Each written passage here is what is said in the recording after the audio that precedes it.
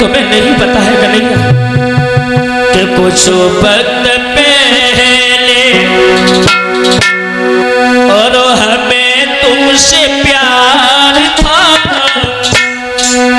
हमें तुमसे प्यार था, आज भी है और कल भी रहेगा।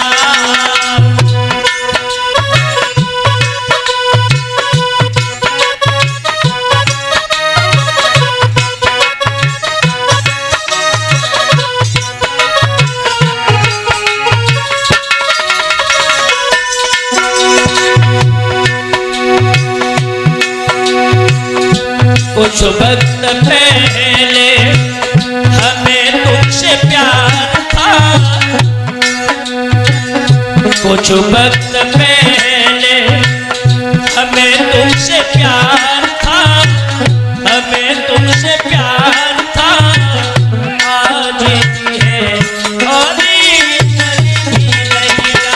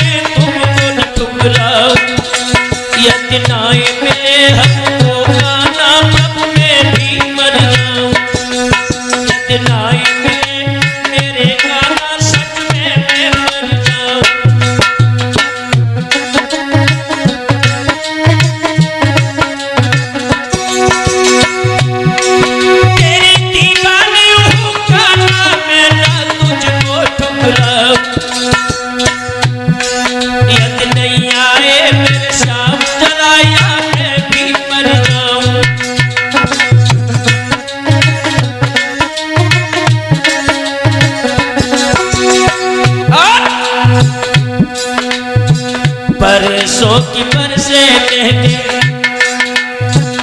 परसों की बरसे कहके आप तो चले गए, आप तो चले गए, प्यार की बातें मुझे सब छुपनी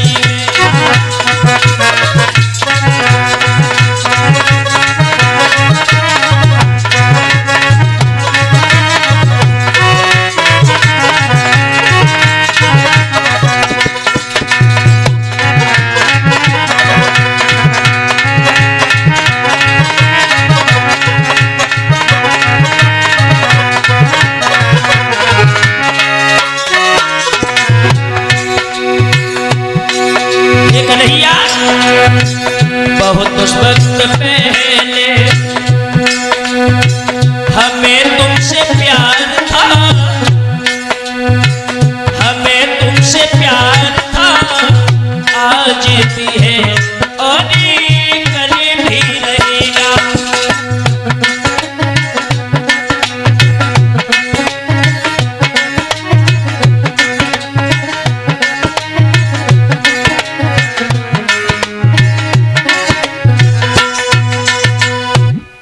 आज गोपियों ने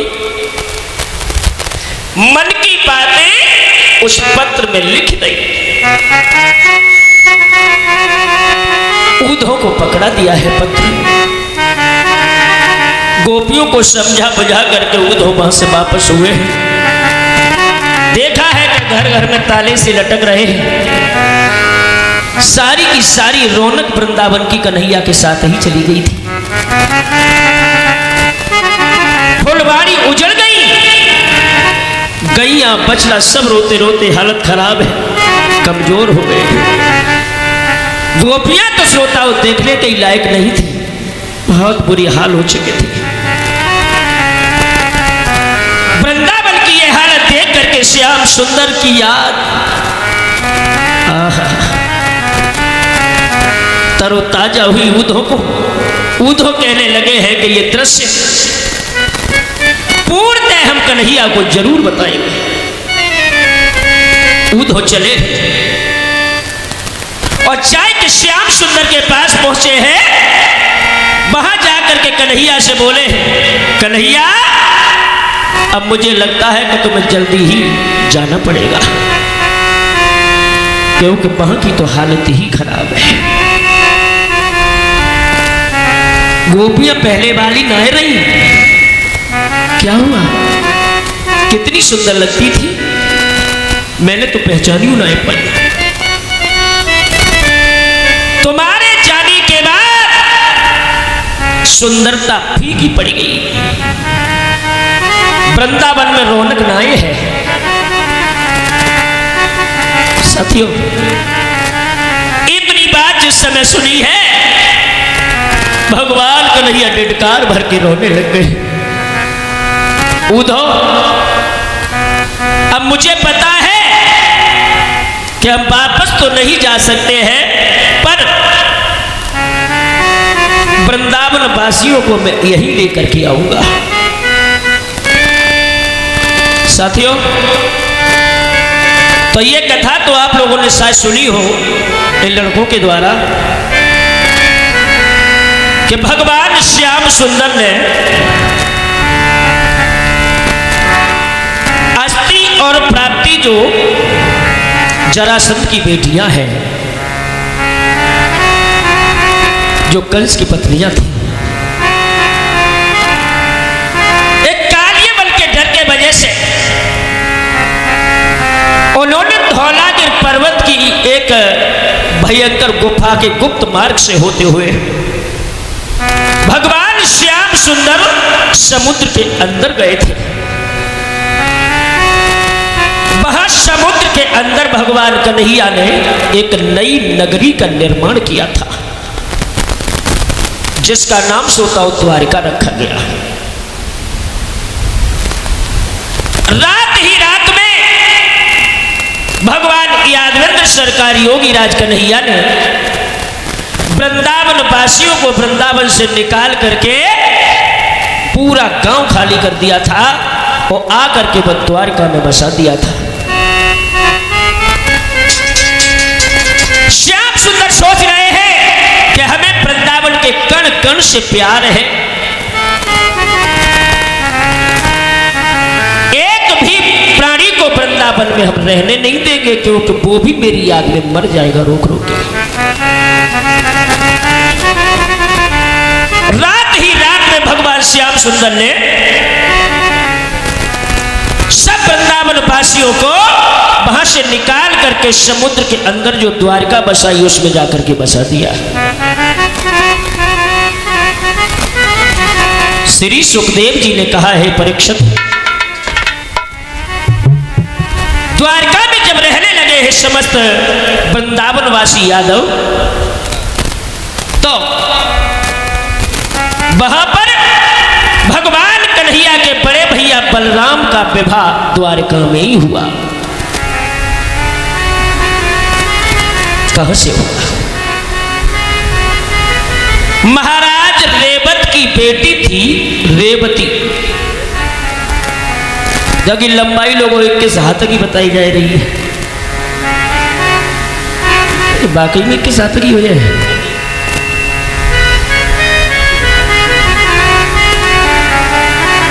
साथियों, बलराम की शादी अनर्थ देश के रहने वाले महाराज रेवत की बेटी रेवती के साथ हुई। एक दिन भगवान कन्हैया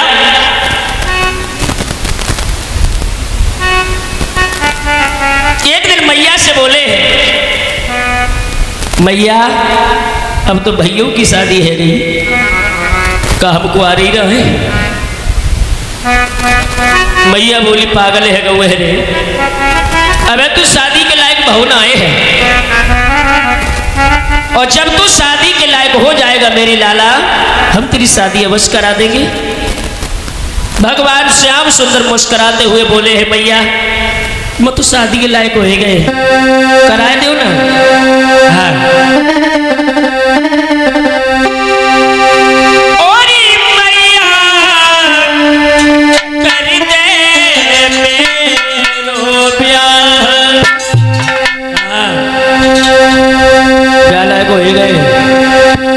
कराए दे।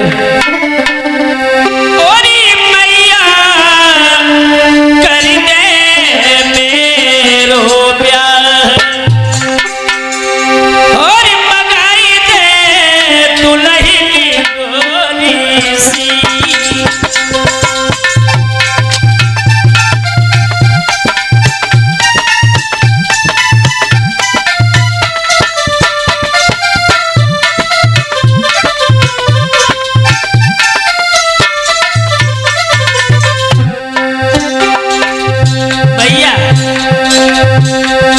हमारे जैसी करिया न हो, गोरी सी ढूंढी हो।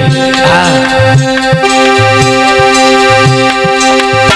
तो नहीं गोरी सी दुल्हन गोरी सी मैया कर दे मेरो प्यार लगाई दे दुल्हन गोरी सी।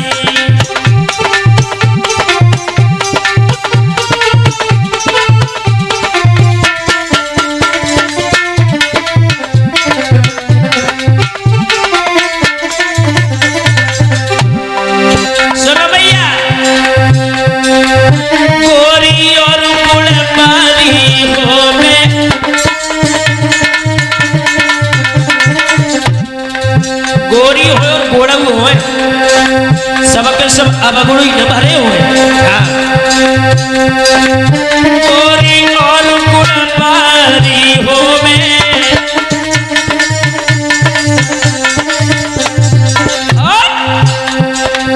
भोली सी बेचारी हो में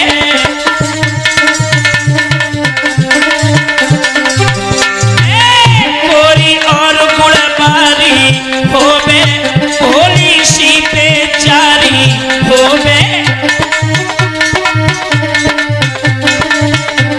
और सुनो अरे राधा गोरी सी मैया राधा गोरी सी मैया कर दे मेरो प्यार लगाई दे दुल्हनी गोरी सी।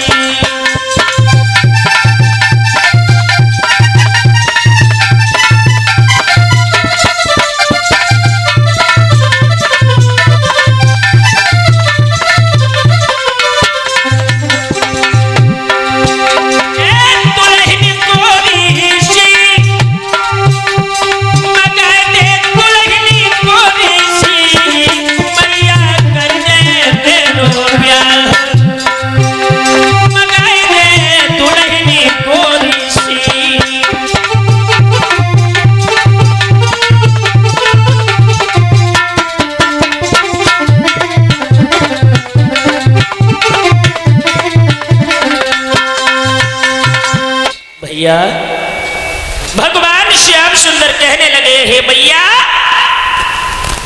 मेरी शादी करवा दो। मैया कहने लगी पागल ना होएगा वो लहुआ सदिया, अबे तेरी शादी लायक